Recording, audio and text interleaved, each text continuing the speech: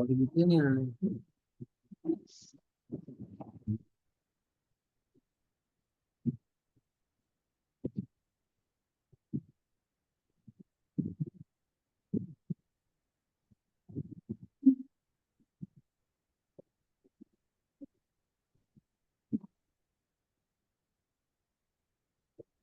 विषय हमारा 5 समवाय चल रहा है। और उसमें काल हमने कर लिया था, काल, स्वभाव, कर्म, नियति और पुरुषार्थ। ये 5 समवाय। नंबर 2 पे स्वभाव आता है। काल की भांति स्वभाववाद भी जैन दर्शन में स्वीकृत है। स्वभाव को भी माना है, जैसे काल का हमने माना है, स्वभाव को। अनुयोग द्वार सूत्र के क्रमांक 233 और 248 में परिणामिक भाव के कारण ही जिस द्रव्य के जो स्वभाव है उसी रूप में उनका परिणमन परिवर्तन होता है, अर्थात प्रत्येक द्रव्य में स्वभावस्थ रहते हुए ही परिवर्तन होता है। परिणामिक भाव है, हमने जाना 5 भाव हैं। जीव अभी तक जो है औदिक भाव, शैक्षणिक भाव और परिणामिक भाव, 3 भाव लेकर चलता है। मतलब शुरू से अनादि से 3 भाव उसके पास है। परिणाम भाव का ये होता है कि उसका कर्मों से कोई संबंध नहीं। अभी तक जितना भी हमने जो कर्म का बंद कर कर हम आज तक भटकते रहे वो औदिक भाव। जितना जितना हमारा उत्थान हुआ वो शैक्षणिक भाव। अब जिसमें जीव करते करते आगे बढ़ता है तब उसको जाकर औपशमिक भाव मिलता है। यानी कि औपशमिक भाव कब मिलता है कि चौथा गुण स्थान यानी सम्यकदर्शी होने से पहले उसमें उपशम आता है। क्योंकि उसको जो है ना, पहली बार जो होगा वो औपशमिक सम्यक दर्शन होगा, तो उसको उपशम का भाव आ जाता है। और उपशम सिर्फ मोहिनी कर्म का ही होता है, सब कर्म। तो उसको वो उपशम करता है उसमें। और जब एक बार चौथे गुण स्थान में वो पहुंच जाता है यानी सम्यक दर्शी हो जाता है, उसके बाद उसमें शायिक भाव आ जाता है। अब उसका एक ही काम रह जाता है कि अपने सम्यक दर्शन को शायिक सम्यक दर्शन और शायिक सम्यक दर्शन में कुछ पीछे मुड़ना नहीं।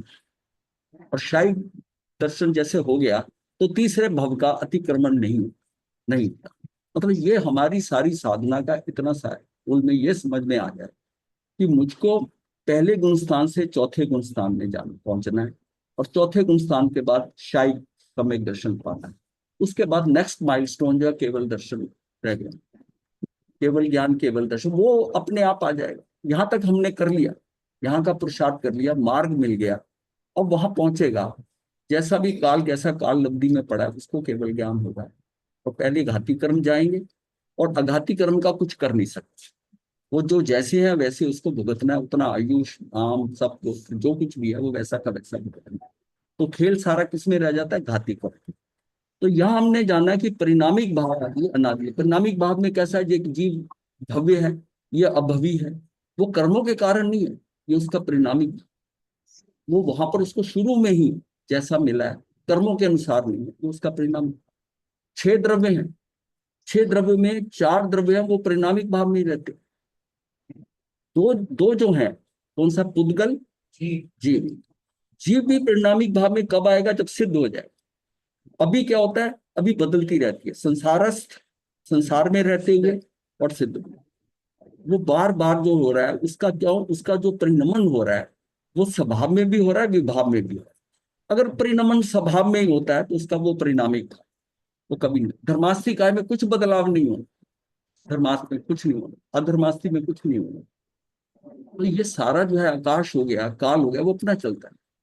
जो सब विभाव में जाने का कार्य है वो कौन सा है, जीव और उद्गल का।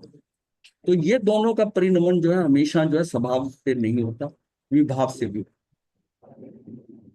और जो पुद्गल है उसका कुछ नहीं है, जीविक भाव ऐसा करता है उसको भी साथ लपेटता है। वो तो अचेतन है, उसके साथ वो भी भुगतता है। तो अनादि परिणामिक भाव के अनुसार जीव कभी अजीब नहीं बनता और अजीब कभी जीव नहीं बनता। ये उसका क्या है, ये अनादि से परिणामिक भाव। और जितनी 47 शक्तियां जो हमने बताई आत्मा की, आत्मा में अनंत शक्तियां हैं, ये सारी परिणामिक भाव। इसका कभी कुछ फर्क नहीं पड़ता। आत्मा की जितनी शक्तियां हैं वो वैसी उसकी, उसका कोई कर्मों से संबंध नहीं, वो परिणामिक भाव ही है। और उसका परिणामिक भाव से वैसे, जैसे है कि ज्ञान है, दर्शन है, सुख का वीर, अनंत ज्ञान अनंत दर्शन, वो उसका वैसा ही रहेगा। जीव का, जीव का वैसे ही रहेगा। सिर्फ क्या है कि उसके कर्मों के अनुसार जो है उसका उघाड़ वैसे ही हुआ हुआ है, बाकी उसके अंदर कोई डिफरेंस नहीं है, सबकी आत्माओं में उतना ही उतना है। तो इसमें कभी जीव में परिणित नहीं होता। जिस भाव के कारण मूल वस्तु में किसी प्रकार का परिवर्तन ना हो, वस्तु का स्वभाव में ही परिणित होते रहना परिणामिक भाव। मूल में उसका कोई परिवर्तन नहीं होता, पर यह भी नहीं है कि पानी खड़ा है, मतलब उसमें लहरें तो आ रही हैं, लहरें आ रही हैं, मतलब उसके अंदर वो परिनमन हो रहा है, परिनमन हो रहा है। लेकिन ये क्या है, परिनमन होते रहना उसका परिणामिक भाव। जीव जब सिद्ध हो जाता है तो सिद्धों के अंदर सिर्फ दो ही भाव रह जाते हैं, शायिक और परिणामिक भाव। परिणामिक भाव तो कहीं कभी नहीं खत्म, भवि का भी अभवि का भी, अब ऊपर जाएगा परिणामिक। तो परिणामिक भाव के कारण ही भवि अभवि अलग हुए, और वहां जाने के बाद ऊपर में उसका परिणामिक भाव तो रहेगा जीव का, आत्मा का, और साथ में शायिक भाव भी रहेगा। तो सिद्धों के दो ही भाव रह गए, और नीचे कभी दो भाव नहीं होते। क्यों? यहाँ कम से तीन होते हैं, तीन होंगे, चार होंगे, चार भाव हो जाएंगे। ये जो सिस्टम है ना, ये हमें समझ आता है कि ये परिणामिक भाव जो है। अच्छा, इस परिणामिक भाव में भी दो तरह के हैं, एक जो है अनादि का है, और ये जिसकी आदि है, वो हम आगे बात करेंगे। तो जीव के औदिक, शायपशमिक यानी कि मिश्र, औपशमिक, शायिक और परिणामिक, ये पांच निजी भाव हैं। निजी भाव, ये भाव जीव के अतिरिक्त किसी अन्य द्रव्य में नहीं पाए जाते। छयों द्रव्य में से ये जो भाव हैं, ये मात्र किसमें, जीव में पाए जाते। ये भाव जीव के अतिरिक्त किसी अन्य द्रव्य में नहीं पाए जाते। कर्म के उपशम, क्षयपशम, क्षय और उदय के बिना जो भाव होता है उसे परिणामिक भाव कहते हैं। अब इसके इन चारों के अलग होने का मतलब है कि जो जो अब जो भाव होगा वो परिणामिक भाव होगा। संसारस्थ जीवों में किसी के तीन, किसी के चार और किसी के पांच भाव होते हैं। सिद्धों के केवल दो भाव, शायिक और परिणामिक भाव होते हैं। परिणामिक भाव सभी भव्यों और भव्यों जीवों के होता है, ये सबके होता है। आत्मा का स्वभावतः परिणमन होना, बदलते रहना परिणामिक भाव। आत्मा कभी गति शून्य नहीं होती। वहां पर भी सिद्धों की भी आत्मा जो है ना, उसके अंदर उत्पाद व ध्रुवता तो चली रही, चल रही है उसके, वो परिणमन तो होता रहता है। कहीं नहीं कि यहां से हो गया तो वो बल कहीं खो गया, प्रति समय उनके अंदर चेंज हो रहा है, वेरिएशन हो रहा है। जो संसार में जो कुछ घट रहा है उनका भी जो केवल ज्ञान है, जो वहां ज्ञान है, अनंत ज्ञान है, वो भी अपडेट तो हो रहा है। तो अपडेट हो रहा है मतलब प्रति समय। तो अपडेट कैसे होगा, इसका परिणमन हो रहा है, हर समय एक नया ज्ञान, नया ज्ञान परिणमन हो। आत्मा कभी गति शून्य नहीं होती, गति उसका धर्म है, स्वभाव है। ये निरंतर गतिशीलता ही परिणामिक भाव है, जो सभी आत्माओं में हर समय होता रहे। सिद्ध आत्मा में भी स्वाभाविक परिणमन होता है, वे अपने ज्ञान दर्शन सुख वीर यानी कि उपयोग में ही परिणमन करती रहती। उसका वीर जो उसका ना उपयोग लग रहा है, जो उसका वो भी हमेशा उसका उपयोग अपने में लगा रहा है, लगा रहा है। उनके ये गुण प्रतिपल नए होते रहते। जीव का परिणामिक भाव ही एकमात्र भाव है जो कर्मों से मुक्त है। अर्थात ये भाव किसी कर्म के उदय से, ना उपशम से, ना क्षयपशम से, ना क्षय से ये उत्पन्न नहीं होते। किसी द्रव्य का स्वाभाविक स्वरूप परिणमन ही परिणामिक भाव, वो स्वाभाविक रूप में रहता है, अपने स्वभाव में रह रहा है। धर्मास्तिक आए वो अपने स्वभाव में, अधर्मास्तिक आए वो अपने स्वभाव में, उसमें कुछ वेरिएशन नहीं। वेरिएशन ये कहाँ हो रहा है, जीव में हो रहा है। जीव में हो रहा है, और जीव में हो रहा है तो साथ में जीव भी लगा हुआ है इसके साथ। किसी द्रव्य का स्वाभाविक स्वरूप परिणमन ही परिणामिक भाव है। आत्मा के तीन भाव हैं, जीवत्व, भवितव्य और अभवितव्य, उसके असाधारण परिणामिक भाव। ये जो है ना, मतलब भाव तो बहुत है परिणामिक, पर ये असाधारण है। ये किसी और में नहीं है, ये किसी और में, किंतु अस्तित्व, कर्तृत्व, भोक्तृत्व, प्रदेशत्व, अरूपत्व, गुणत्व आदि साधारण परिणामिक भाव है।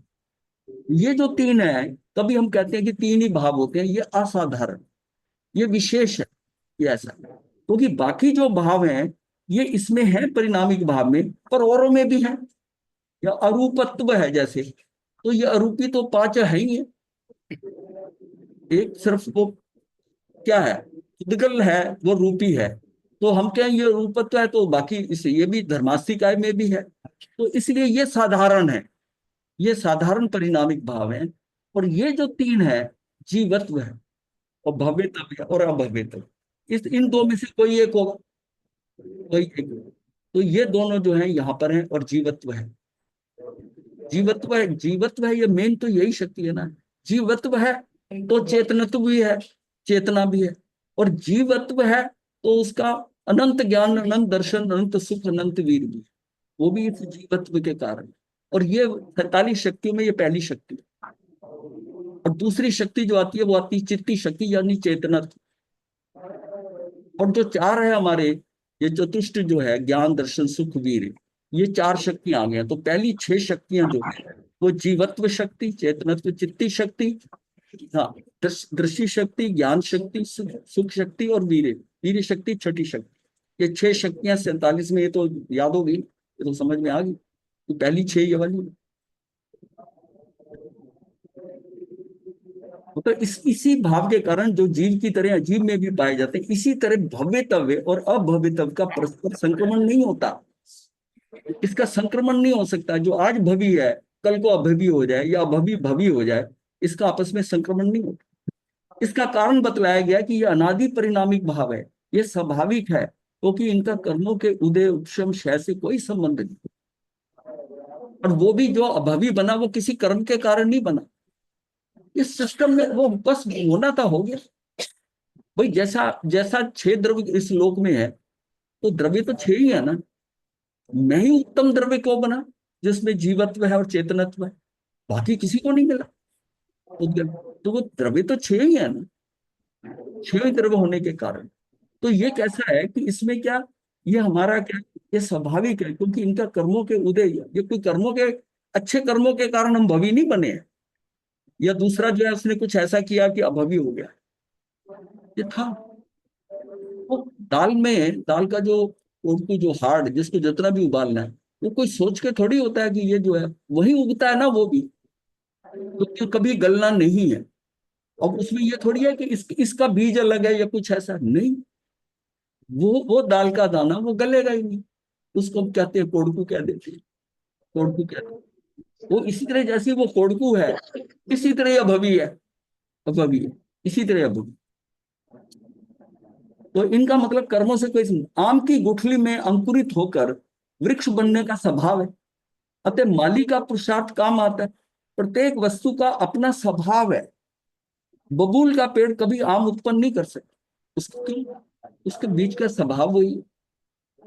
वो तो कांटेदार पेड़ बनेगा, बबूल का पेड़ जो, तो उसको आम का कोई मीठा फल देने की बात नहीं है। मतलब ये सारा भी, ये भी जो डिवीजन होता है कि आम का पेड़ बनता है, आम का पेड़ का, ये आम का पेड़ जो है ये बड़े मीठे फल दे, चूसने वाले का, उसको खाने वाले का बहुत आनंदित होता है। ये वो जीव है जो वनस्पति में है, जो हमेशा दूसरों को सुख देता है, उसका तो वो आम का ही पेड़ बनेगा। और जो दूसरों के साथ दूसरों की टेंशन क्रिएट करता रहा, उनको दुखी करता रहा, वो क्या, वो कांटेदार पेड़ बनेगा। ये कोई सिलेक्शन और नहीं, ये हमारी सिलेक्शन है। हम जैसे व्यवहार करते हैं, जैसा रहते हैं, हमको वैसी कैटेगरी में जाना पड़ेगा, ऐसी कैटेगरी में जाना। तो यह है कि अगर माली का पुरुषार्थ काम आता है। प्रत्येक वस्तु का अपना स्वभाव है। बबूल का पेड़ कभी आम उत्पन्न नहीं कर सकता। उसका आधार वस्तु का अपना स्वभाव है। उसका स्वभाव क्या है, उसका अपना स्वभाव है। ये व्यक्ति ऐसा क्यों कर रहा है, ये आपको कई बार बड़े होता है कि ये व्यक्ति इस तरह का, इसका बिहेवियर कैसे है, ये ऐसा क्या है, उसका स्वभाव वैसा हो गया।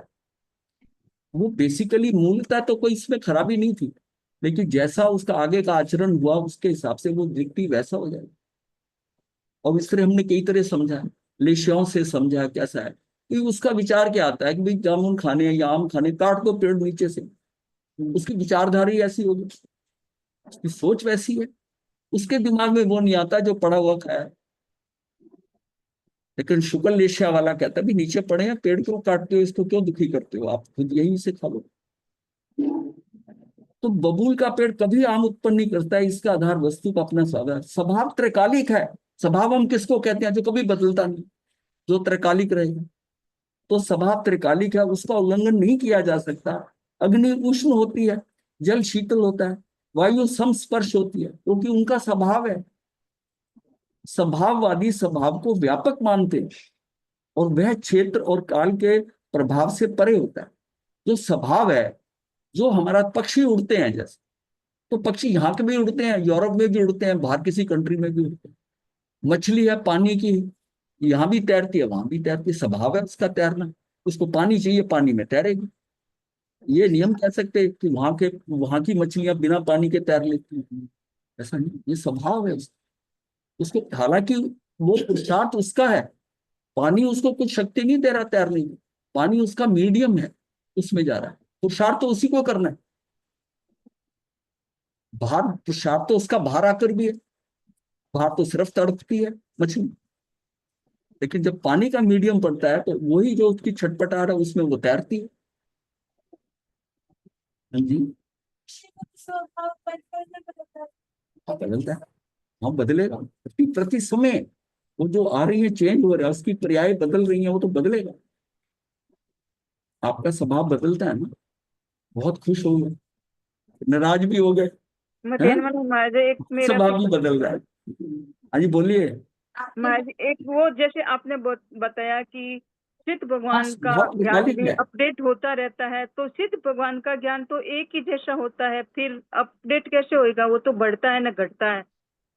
अपडेट होने का मतलब वर्तमान में जो नीचे घटित हो रहा है उनका मतलब है, जब वो सिद्ध हुए उसके बाद उनका अपडेट नहीं होता। वो अनंत ज्ञान है, वो भी वैसे ही होगा। केवल ज्ञानी यहाँ है, मान लिया केवल ज्ञानी होकर अभी उनका आयुष पड़ा है, तो हाँ। उनका ज्ञान अपडेट नहीं होगा। पर वो तो मकसद 3 काल का देखते ही है हमेशा। त्रैकालिक होने का मतलब स्वभाव जो होता है उनका जैसा स्वभाव है, ये बता वो त्रैकालिक स्वभाव है। मतलब इसको ये समझना है कि अगर विभाव में जाता है तो वो त्रैकालिक नहीं है। स्वभाव होता है ना, उसको कहते हैं कि स्वभाव, या अब इसका स्वभाव ये था, उसको हम स्वभाव नहीं कहेंगे जो बदलता है। जो बदलता है स्वभाव वही स्वभाव है जो त्रैकालिक। पानी पानी का शीतलता स्वभाव है, लेकिन आप कहोगे ये गर्म नहीं होता, गर्म होता है। पर जब गर्म कर रहे हो तो शीतलता भी है, गई नहीं है। वो अग्नि हटा दो, वो 15-20 मिनट में पानी ठंडा हो गया, तो शीतलता तो है उसमें। ये उसका स्वभाव है। वो उसको आपने अग्नि देकर उसको विभाव में उसकी स्थिति बदल दी, पर स्वभाव तो है ना उसमें। अब समझ में आ गया हो कि स्वभाव किसको कहते हैं। मैं मान लिया क्रोधित हो गया, लेकिन फिर शांत होकर मैंने क्रोध किया, मुझे कब पता चलता है? जब मैं स्वभाव में आता हूँ। लेकिन एक बार तो भटक गया ना, विभाव में गया, और फिर जब स्वभाव में आया तो मुझे पता लगा, क्योंकि स्वभाव मेरा शांत रहने का है। जब मैं स्वभाव में नहीं रहा तो विभाव में अगर गया तभी मेरी इतनी ऊर्जा चली जाती है। उन 5 मिनट के अंदर वो 8-9 घंटे की ऊर्जा को मैंने ड्रेन आउट कर दिया, निकाल दिया, क्योंकि मैं विभाव में चला गया। जितना जितना मैं अपने स्वभाव में रहने लगा उतना मैं अपने में, मतलब कभी कहते हैं ना, इसने अपना आपा खो दिया, क्रोधित हो गया, अपना आपा खो दिया, क्या मतलब है? स्वभाव छोड़ दिया, स्वभाव छोड़ दिया, स्वभाव से निकल गया। स्वभाव का ये मतलब, जो आप आदतों को स्वभाव ले रहे हैं, बोले स्वभाव क्या है मनुष्य? अब मनुष्य का स्वभाव क्या है? करुणा उसका स्वभाव है। तो फिर आप कहोगे कि क्या मनुष्य निर्दयी नहीं होता? वो जो डाकू सेठ को लूटता है, उसको मार भी देता है, हत्या भी करता है, और वही जाकर कुछ पैसा अपने लिए रख के बाकी सारा गांव वालों को बांट देता है, ये उसकी उधर करुणा है। उधर करुणा है ना, करुणा गई नहीं उसमें से, करुणा जाती नहीं है। ये करुणा के ऊपर हमने समझा था कि करुणा से जो प्रभाव, अंतराय कर्म पे प्रभाव जब जानना था, तो इसमें कि करुणा क्या चीज है। ये उस आत्मा की विशेषता, करुणा तो आती है ना उसी को। कोई कितना निर्दयी हो जाए, कोई बाहर वाले के लिए बहुत कठोर होता है, लेकिन अब जब घर में आता है, अपने बच्चों के पास आता है, घर में आता है, तो वैसे ही कठोर है जैसा बाहर नहीं। तो उसका स्वभाव तो यही है ना। वो जब बाहर कर रहा है, ड्यूटी कर रहा है, ये कर रहा है, वो हो सकता है कि वो उसको आरोपित करके वो अपना रोब दिखा रहा है, घर में तो वैसे ही आएगा ना। तो स्वभाववादी, स्वभाव आ गया समझ में? स्वभाववादी स्वभाव को व्यापक मानते हैं और वह क्षेत्र और काल के प्रभाव से परे होता है। अब वो कहो कि यहाँ का स्वभाव हो रहा है, बाहर का कहीं हो रहा है, क्षेत्र बदल गया, काल बदल गया, वो बदल जाएगा नहीं। पक्षी का स्वभाव उड़ना है और मछली का स्वभाव तैरना है। पक्षी चाहे किसी भी देश का हो, मछली भी किसी देश के पानी की हो, स्वभाव में सदा समानता ही मिलेगी। इसको स्वभाव कहेंगे, इसको स्वभाव कहेंगे। तो उसका वो उसको वैसा का वैसा। मिट्टी से घड़ा बनता है, रेत से नहीं बनता। कोई आकर ये हमें कहे कि हमारे यहाँ तो रेत से बन जाता है घड़ा, नहीं, वो मिट्टी से ही बनेगा। ये उसका क्या, उस मिट्टी का स्वभाव है घड़ा बन। उसको उसकी उसकी इतनी सहन शक्ति घड़ा। एक इसमें एक आता है कि मिट्टी जो है, पानी ने एक बार कहा कि भाई तू मिट्टी, तू बनी है इस तरह की शेप में भी, तू पानी को कंट्रोल कर लेती, पर मुझे तो पानी को वो तो बहा के ले जाता है, उसमें बहता, और घड़ा बन जाए तो पानी को रोक लेता है, तो रोक लेता है। और पानी जब आता है तो पानी को तो बहा के ले जाता है। वो कहते हैं इसके लिए मुझे कुम्हार ने पीटा, पानी मिला तेरे कारण ही बना, लेकिन कुम्हार का पीटा, पीटने के बाद में लौंदा बनाया, उसके ऊपर चक्र पे चढ़ाकर घुमाया, मुझे डंडा भी लगाया, और उसके बाद में घड़ा बना के और फिर भट्टी में तपाया, तब मैं जाकर पानी को कंट्रोल कर सकती हूँ। तो इसके लिए इतना करना पड़ता है, तब पानी रुकता है। और तू कहता कि वो बहा के ले जाते हैं मुझे पानी को। तो ये सब करना कहता है, इससे अच्छा तो बहना है। अगर इतना इतना सब कुछ सहना पड़े तो कहते हैं ठीक है बहो फिर। अगर अपने आप को इसके लिए तैयार करना है कि आपको गुरु मिले, वो डंडा भी लगाए, साहब भी करे, तो मार भी क्या करता है, वो उसको डंडा घुमाता है, फिर बाद में ठोकता भी है, पर नीचे से हाथ रखता है। ऐसे गुरु होता है। हाँ, अंदर से करुणा रखता है, बाहर से वो नाराजगी दिखाता है। हाँ, हाँ। तो ये क्या है, इसमें क्या है, रेत का अब बात क्या, स्वभाव क्या होता है। मिट्टी का स्वभाव है जोड़ना। मिट्टी का स्वभाव ताकत नहीं है, उसकी स्ट्रेंथ नहीं है। जो रेत है उसका स्वभाव है बिखरना। मुट्ठी के हाथ में रेत भर के करना, दबा के जोर से देखो तो धीरे धीरे खिसकने लग जाएगा। उसको कि उसकी उसका स्वभाव है बिखरना। पर ताकत के हिसाब से रेत में बहुत ताकत है। ताकत है तभी तो मुट्ठी में से निकलती है ना, अपने बस पे। मिट्टी को तो मैं दबा लेता हूँ, हाँ, मिट्टी को दबा लेता हूँ, लेकिन घड़ा बनने के लिए तो मिट्टी चाहिए ना, सॉफ्ट चाहिए, सॉफ्टनेस मिट्टी की तरह। रेत वाला काम नहीं चले, अकड़ू का काम नहीं बनता जो अकड़ के रहता है, और रेत तो अकड़ के रहती है। और रेत को तो टिकाने के लिए उसमें सीमेंट मिलाना पड़ता है। खाली रेत का बनाओ तो थोड़ी देर वो फिर जाएगी, क्योंकि उसका काम है बिखरना। उसको तो बाइंडिंग करनी पड़ती है। और मिट्टी का क्या काम है, सिर्फ उसमें फर्क ये है कि उसका स्वभाव जो है वो उतनी, उसमें स्ट्रेंथ नहीं है मिट्टी में, और उसमें स्ट्रेंथ है। ये सब उसके स्वभाव ही है ना, स्वभाव ही है। कांटे जैसे तीक्ष्ण बनते हैं मृगों और पक्षियों के विचित्र स्वभाव का कारण क्या है। पृथ्वी काय है, पृथ्वी काय का आयुष जो है ना 22,000 वर्ष बताया, लेकिन 1,000 से कई तरह की मिट्टी है। रेत का 16,000 वर्ष की आयु, से ज्यादा नहीं है। जो जो जितना पत्थर उतना तो होती जाती, पकती जाती है, उसका आयु 22,000 वर्ष का सबसे ज्यादा है, उत्कृष्ट है। 1,000 से ज्यादा शुरू होता है, 1,000 से होकर फिर होता है, और रेत का 16,000 वर्ष तक की आयु। कांटे जैसे मतलब उसमें भी वैरायटी है, उसमें भी अपनी उसकी स्ट्रेंथ है, स्ट्रेंथ। तो कांटे जैसे तीक्ष्ण बनते हैं मृगों और पक्षियों के विचित्र स्वभाव का कारण क्या है। इन सब का एक ही कारण है कि वह है उसका स्वभाव। कांटे कैसे तीक्ष्ण बनते हैं, इसका स्वभाव है। वो जहां पर गुलाब का फूल लगा है, उनकी डंडी में कांटे आएंगे, उसमें कांटे भी आएंगे, स्वभाव है उसका। गेंदे के फूल का जो है ना, उसके जो है डंडी में, उसमें कांटा नहीं आएगा।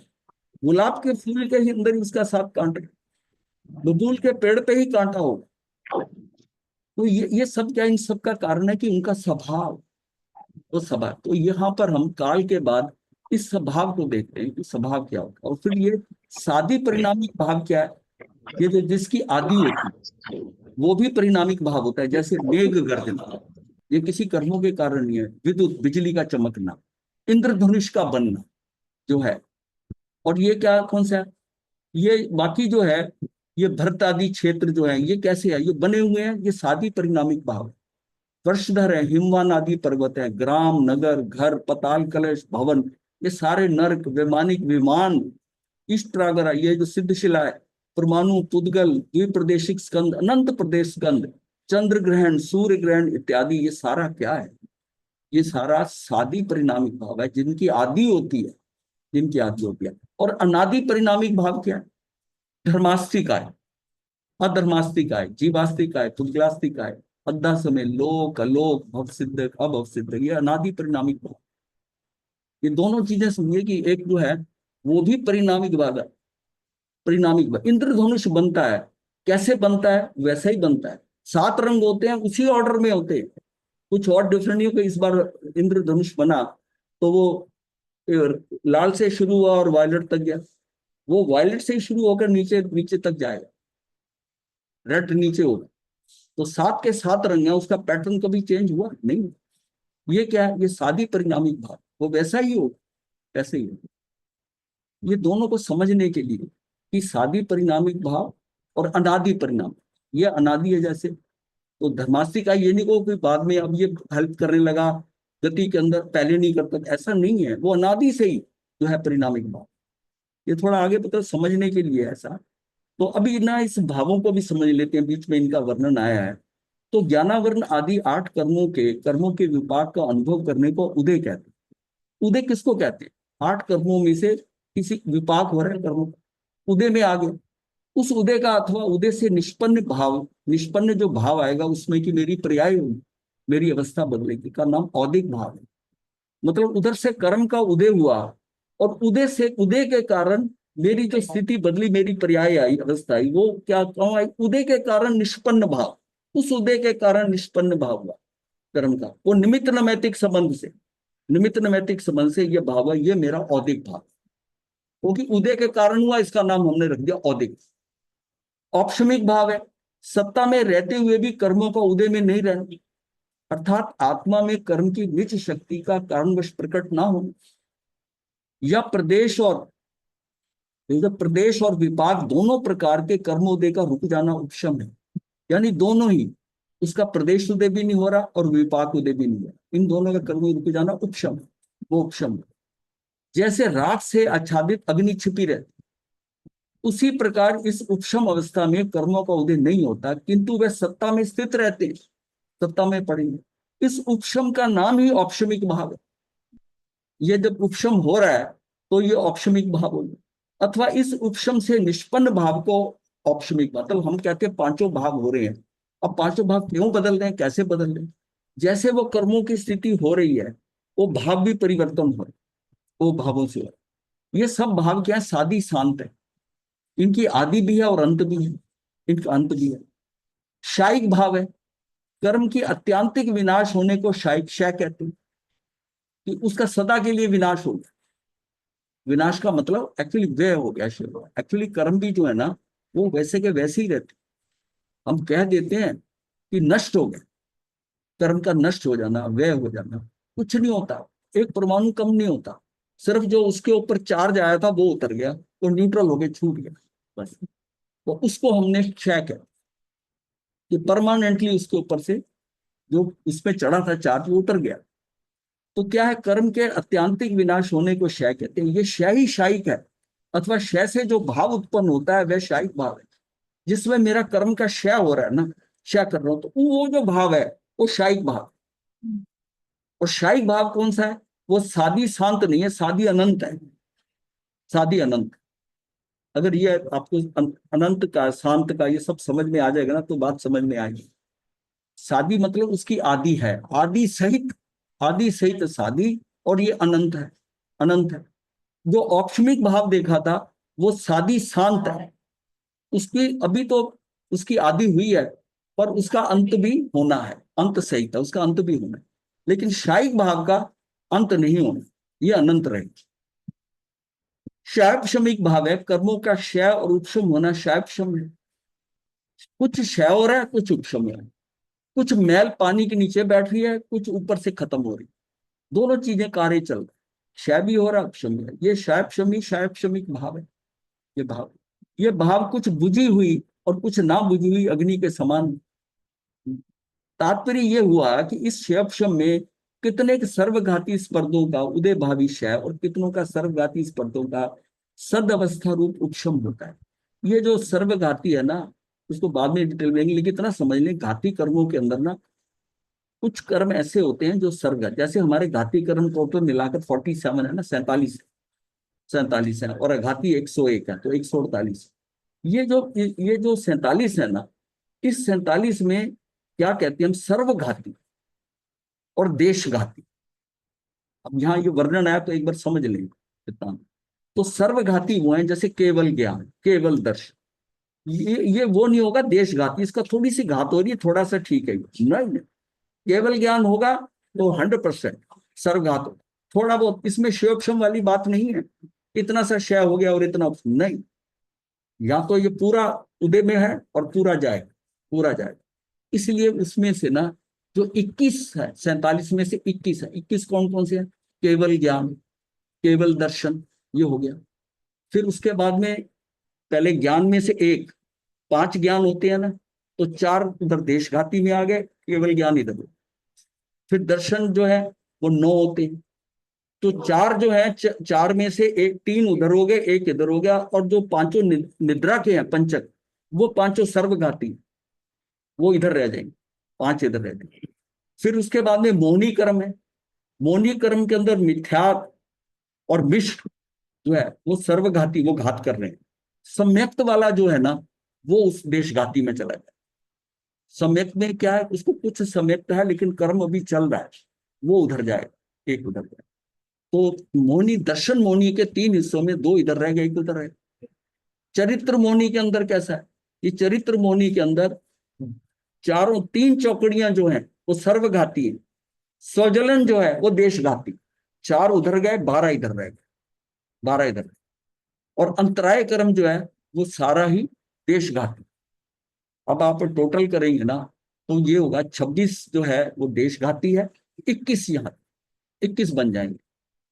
तो 21 टोटल कैसे हो जाता है कि केवल ज्ञान 1, केवल दर्शन 2, 5 निद्रा पंचक हो गए, 7 हो गए, 5 ये हो गए। उसके बाद में मोहनी कर्म का आया तो 2 इधर आ गए, तो कितने हो गए, 9 हो गए। उसके बाद में 12 इधर आए, कौन से, हाँ 21 हो गए, बाकी सारा 26 हो गया। 26 जो है देशघाती है, ये सर्वघाती। इससे आपको समझ आएगा सर्वघाती का मतलब होता है कि पूरी तरह घात हो इसके, और वो देशघाती के अंदर जिसका जिसका क्षयोपशम हो सकता है। तो आपको समझ आएगा कि इसमें इनका जो है ना 21 का क्षयोपशम नहीं होगा, उनका ही क्षयोपशम वो अपने हिसाब से कैटेगरी में हम ले सकते हैं कैटेगरी।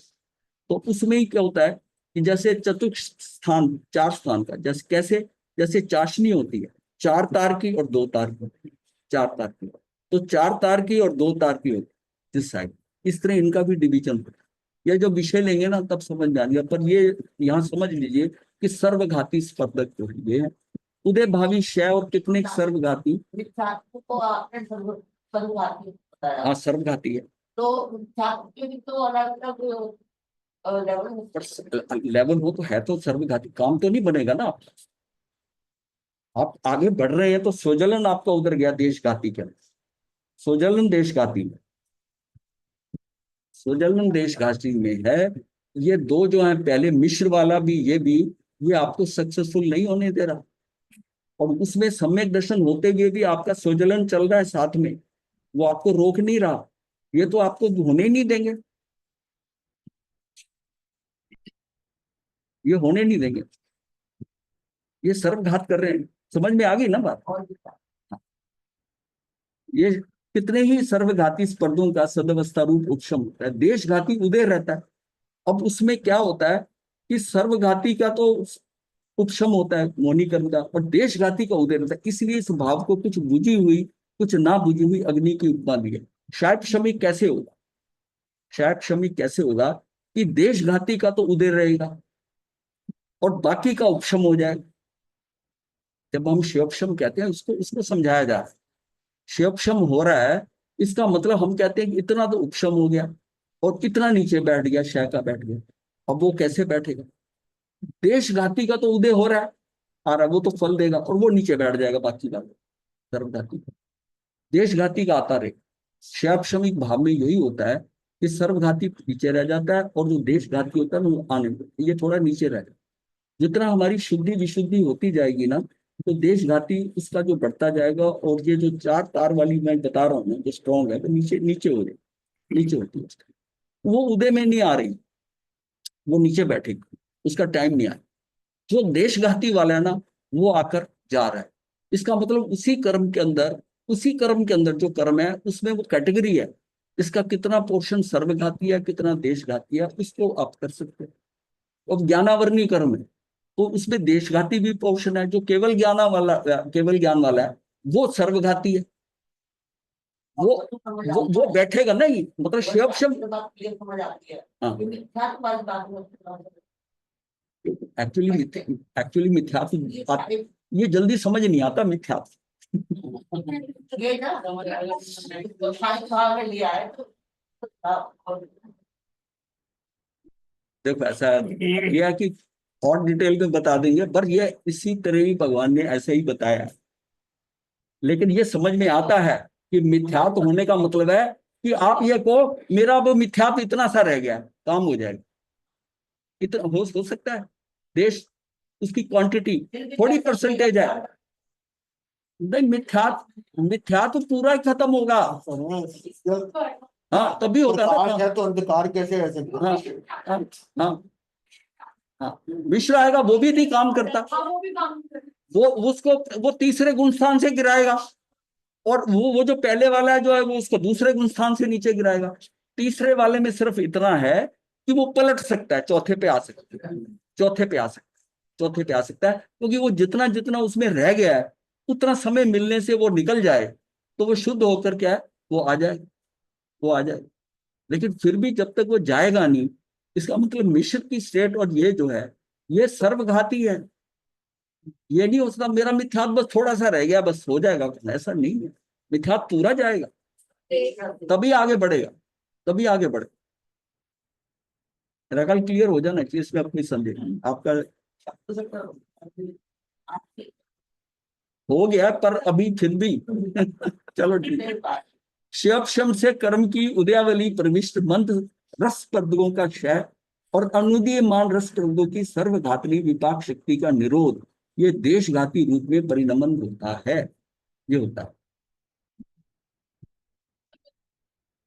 संडे को 8:15 तक चलता है। नहीं वो सब हिलने लग जाते हैं ना, उपयोग हिल जाता है। ये शिवक्षम से कर्म के उदयावली प्रविष्ट, शिवक्षम कहते हैं हम, तो उदयावली में प्रविष्ट मंद रस पर्दों का क्षय हो जाता है। उदयावली में आए ना जो उसमें मंदावली उदयवली के अंदर जो है ना मंद है रस पर्द मानी 2 तार की जो चाशनी है वो उसका तो वो तो शिव उसका हो जाएगा, क्षय हो जाएगा। और जो उदय नहीं आ रहा वो कौन सा है, जिसके पर सर्वघाती है, जो सर्वघाती का विपाक शक्ति का निरोध होता है वो तो पूरा जाएगा, नहीं तो नहीं जाएगा, थोड़ा सा नहीं जाएगा। तो वो क्या करेगा, वो नीचे बैठे। हाँ और देशघाती रूप में उसका परिणमन हो। ये एक बहुत बड़ा खेल है कि मेरे जो कर्म बंधे हुए हैं ना, मैं जितना विशुद्ध हो जाता हूँ मेरा लेवल बढ़ जाता है, तो उन कर्मों में से ना जो देशघाती है ना वही आते हैं, दूसरे डरने लग जाते हैं सर्वघाती। और जब उसका स्थिति बंद का काल खत्म होने लगता है ना तो फट से देशघाती बनकर निकल जाते हैं, उसका टाइम हो गया। और ये हमारा पुरुषार्थ है कि मैंने अपने आप को उतना कर दिया। तो अभी कई बार कहते हैं ना कि जब संयम ले लेते हैं कुछ कर लेते हैं, अब जो कर्म आएंगे ना वो भी मर मर के आएंगे। जो संसार जीव है उसका तो उसकी स्थिति अलग हो गई है, उसकी सहन शक्ति बढ़ गई है, उसके अंदर उतनी निर्मलता आ गई आत्मा के अंदर, उस लेवल की निर्मलता के अंदर वो सर्वघाती आकर उसको डिस्टर्ब नहीं करते। देशघाती निकलते रहते हैं, सर्वघाती अपने आप को पीछे करते रहते, पीछे करते रहते। और उदय में तो वो आएंगे ना, और जब देखा स्थिति बंद खत्म होने वाला है या तो वो आ जाएंगे उस टाइम पर, और नहीं तो उसको लुढ़का देंगे अगर उसकी आगे नहीं बढ़ी। जितना जितना हम निर्मल होते जाते हैं हमारे स्टॉक में जो कर्म पड़े हैं ना उसमें से भी अच्छे अच्छे वाले मुझे डिस्टर्ब ना वो पहले आने शुरू हो जाते। ये शिवक्षम की बात है, ये कुछ क्षय हो रहा है कुछ उपशम हो। अब इसको कौन कर रहा है? कौन ऐसा कह रहा है कि इतना पोर्शन क्षय हो जाए, इतना पोर्शन क्षम हो जाए? जो देशघाती है वो क्षय हो रहे हैं, और सर्वघाती वाले वो बैठ, क्योंकि मेरी उतनी उत्कृष्टता नहीं हुई है कि मैं उसको भी टॉलरेट कर लूं। वो नहीं, उसको दबेगा। अब मेरा लेवल और बढ़ गया, मैं उसको सहन करते करते वो और कर रहा हूं मैं, और मेरी आत्मा की निर्मलता होगी। अब वो आए, अब वो, तो उसका लेवल है, उसका लेवल है। तो इसलिए अपने को बहुत ज्यादा, जितना हम निर्मल होने का कोशिश करेंगे, अपने में सहज होते जाएंगे, बंधे हुए कर्मों से भी वो अपने आप पीछे को होकर दूसरे वाले आएंगे। ये जब इसको डिटेल में करेंगे ना, ये अभी कोई विषय है नहीं इसका इतना। यद्यपि शिव, जब सिर्फ इतनी बात है कि आप समझे शिवक्षम कैसे होता है। हाँ, कुछ क्षय हो गया, कुछ किसका क्षय हो गया? देशघाती का क्षय हो गया, सर्वघाती का कुछ। यद्यपि शिवक्षम में कुछ कर्मों का उदय रहता है, किंतु उनकी शक्ति अत्यंत क्षीण हो जाने के कारण वे जीव के गुणों को घातने में समर्थ नहीं होते। जिस कर्म में सर्वघाती और देशघाती, ये दोनों प्रकार के स्पर्धक अंश पाए जाते हैं, उनका शिवक्षम होता है। शिवक्षम किसका होगा? जिसमें ये दोनों होंगे, दोनों वैरायटी होंगी, तभी उसका एक पोर्शन उधर जाएगा, एक पोर्शन उधर जाएगा। तो मतलब अपने को सिस्टम ऐसे समझना है, याद करने की जरूरत नहीं है कि शिवक्षम किसमें होगा? जिसमें दोनों वैरायटी हो। केवल ज्ञान का शिवक्षम नहीं होगा, वो एक ही वैरायटी है, सर्वघाती। केवल दर्शन का नहीं होगा, उसकी एक ही वैरायटी है। बाकी जो है श्रुत का, मति का, अवधि का, मन परवे ज्ञान का, वो शिवक्षम होता है। किंतु जिसमें केवल देशघाती स्पर्धक वो बैचेस होते हैं, स्पर्धक उसको कहते हैं। जैसे निषेक बनते हैं तो उतने समय के उसमें ये अलग विषय है। स्पर्धक मतलब एक ग्रुप समझ लो, स्पर्धक ही पाए जाते हैं। ऐसे हास्य आदि नौ कषाय जो है, इनमें मात्र सर्वघाती स्पर्धक ही पाए जाते हैं। ऐसे केवल जो है, केवल ज्ञानावरणीय आदि कर्मों का शिवक्षम नहीं होता। मतलब केवल ज्ञानावरणी का, इसका शिवक्षम नहीं होगा इन कर्मों। ये मतलब परिणामिक भाव वगैरह जो है, अमुक अमुक रूप से वस्तुओं का परिणमन होना, परिणाम, और ये परिणाम ही परिणामिक भाव है। अथवा उस परिणाम से जो भाव उत्पन्न होता है वो परिणामिक भाव है। अथवा जिस कारण मूल वस्तु में किसी प्रकार का परिवर्तन ना हो, वस्तु के स्वभाव में ही परिणित होते रहना, परिणामिक भाव। ये पांचों भाव जो हैं असाधारण भाव हैं, जो जीव द्रव्य के अतिरिक्त अन्य किसी द्रव्य में नहीं पाए जाते। इनमें परिणामिक भाव स्वभाव रूप भाव है, अन्य चार भाव पर्याय रूप भाव है। ये चार वह पर्याय है हमारी। ये औदिक भाव, ये सारा क्या है? ये मेरी पर्याय है। उसको की मेरी अवस्था बदल रही है। वो कर्म का उदय हुआ तो मैं कहता हूँ ये औदिक भाव हो गया, ये मेरा शायक्षमिक भाव हो गया। ये क्या है? ये उसका मेरी उस समय की पर्याय है, पर्याय है। तो अन्य चार भाव पर्याय रूप भाव है, पर्याय है, कार्य है। पर्याय क्या होती है? ये कार्य है। द्रव्य का कार्य जो होता है उसको हम पर्याय कहते हैं। द्रव्य की अवस्था, उसको हम पर्याय कहते हैं। द्रव्य जो कार्य करता है, उसमें जो द्रव्य में कार्य होता है, उस पर जो प्रभाव पड़ता है, वो जो अवस्था होती है, उसको हम पर्याय कहते हैं। और उसमें क्या हुआ? पर्याय। ये चार भाव जो है ना, ये पर्याय रूप भाव। और पर्याय है, कार्य है। स्वभाव तो त्रिकाल होता है, उसमें निमित्त की आवश्यकता नहीं। स्वभाव की एक ये कंडीशन भी है, स्वभाव तो त्रिकाल होता है और उसमें निमित्त की आवश्यकता नहीं है, परंतु कार्य में निमित्त की अवस्था उपस्थिति होती है। जब कार्य होता है तो उसमें निमित्त की अवस्था तभी होगी, निमित्त की उपस्थिति होगी। जीव के चार पर्याय रूप भाव हैं, इनमें निमित्त रूप से कर्म की विशिष्ट अवस्था पाई जाती है। इसलिए इन निमित्तों का ज्ञान कराने के लिए जीव के इन भावों को कर्म की उन अवस्था अनुसार नाम दिए हैं।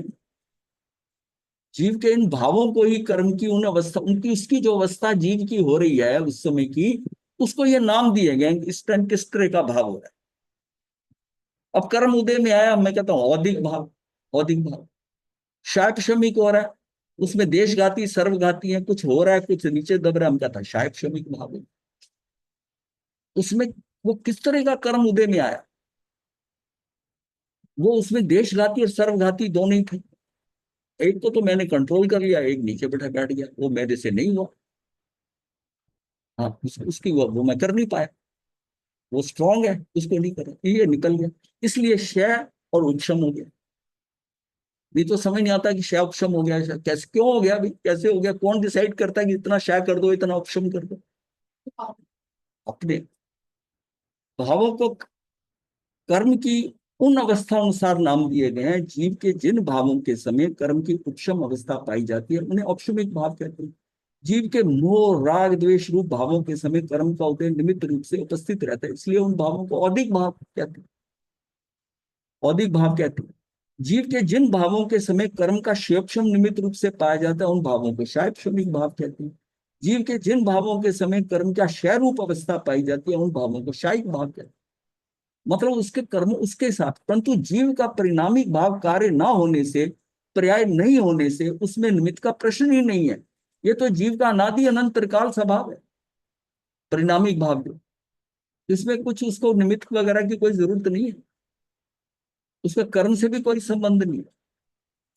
पर्याय जब इस निज ध्रुव परिणामिक भाव को अभेद होकर स्वपने से स्वीकार करती है, उसी को जानने में मगन होती है, तब पर्याय विभाव रूप से नहीं अपितु स्वभाव रूप से परिणमित होती है। जीव को आत्मानुभूति होती है, सम्यक दर्शन प्राप्त होता है, अतीन्द्रिय आत्मिक सुख का अनुभव होता है। उस समय कब होता है? उसके परिणामिक भाव, जब उसका ध्रुव परिणामिक भाव वो अभेद हो जाता है। तो सारे खेल में क्या है कि जब मेरी पर्याय हो रही है आत्मा के उस द्रव्य में, द्रव्य वही है, गुण वही है, उसकी पर्याय प्रति समय की बदल रही है। अब पर्याय बदल दिया तो पर्याय भी उसमें से स्वभाव में से उठ रही है, वो भी उतनी निर्मल पर्याय है। लेकिन जब मेरी दृष्टि अगर बाहर गई, मैंने पर और पर्याय को, उसके आकार को, पर्याय को देखा, ये मेरी विपरीत दृष्टि होगी, मैं कहता हूँ विभाव में गया, वहीं गड़बड़ हुई, ये विकारी पर्याय। अगर दृष्टि मेरी बाहर नहीं जाती, मैं अपने द्रव्य पे ही दृष्टि कर देता हूं, यानी कि जिसमें से वो उठी है, उस द्रव्य में से जो पर्याय उठी है वो द्रव्य को ही सामने, उसको ही फेस करती है, द्रव्य को करती है, ये निर्बल पर्याय है। और उसमें एक समय की कोई ऐसी पर्याय होगी जो उसके समक्ष जाती है और उसका अवलोकन करती है द्रव्य का, तो उसमें उसको द्रव्य दिखाई दे जाता है, उसको समझ, उसको समझ। तो हमारा क्या है कि अपने को, अपनी दृष्टि को बाहर से हटाना है। मुझे नहीं पता कब होगा, जितना जितना मैं बाहर घूमता हूं उतना मेरा चांस अंदर रहने का कम है। मुझे बाहर देखना ही नहीं, ये पर है, साथी क्या कर रहा है, गुरनी क्या कर रही है, ये क्या हो रहा है, बाहर क्या हो रहा है, ये सारे से मेरा कोई संबंध नहीं। जितना ज्यादा से ज्यादा मैं अंदर ठहरूंगा उतना मेरा चांस बाहर रहने का कम है। दृष्टि बाहर जाएगी नहीं, पर्याय विकारी होगी नहीं, अंदर रहने का समय बढ़ता जाएगा, और एक दिन ऐसा समय आएगा कि तेरा काम हो जाए। और तुझे दृष्टि तो बाहर से हटानी है, ये क्या कर रहा है, ये क्यों कर रहा है, ये मेरे आड़े आ रहा है, इसने ऐसा क्यों कर दिया, मैंने ऐसा, ये सारा पर का है।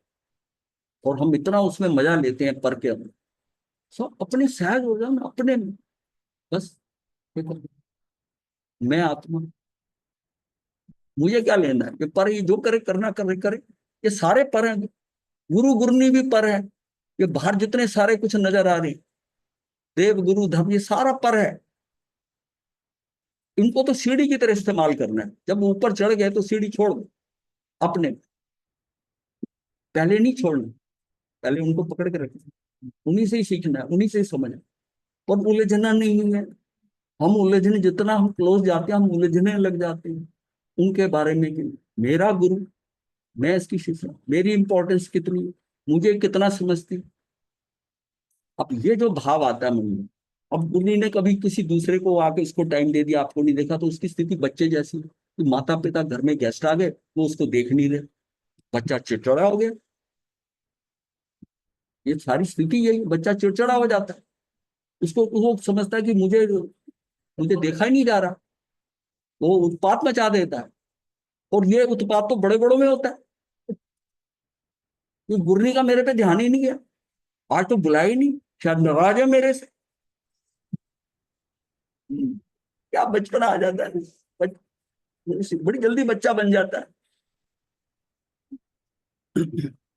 नमो हरिहंताय नमो सिद्धाय नमो आयुर्वेदाय नमो वैद्याय नमो सर्वाय चतारि मंगलम अरिहंता मंगलम सिद्धा मंगलम साहुलम केवली पनतो धम्मो मंगलम चतारि लघुत्मा अरिहंता लघुत्मा सिद्धा निरुत्तमा साहू निरुत्तमा देव अनंतो धम्मो निरुत्तमा चतारी शरणं भवज्ञामि हरिहन्ते शरणं भवज्ञामि सिद्धे शरणं भवज्ञामि साहू शरणं भवज्ञामि केवलीघ्नतं धम्मं शरणं भवज्ञामि चारि शरणं सुखं देवन्दं अध्ययन वाला तो क्या था हमारा साहब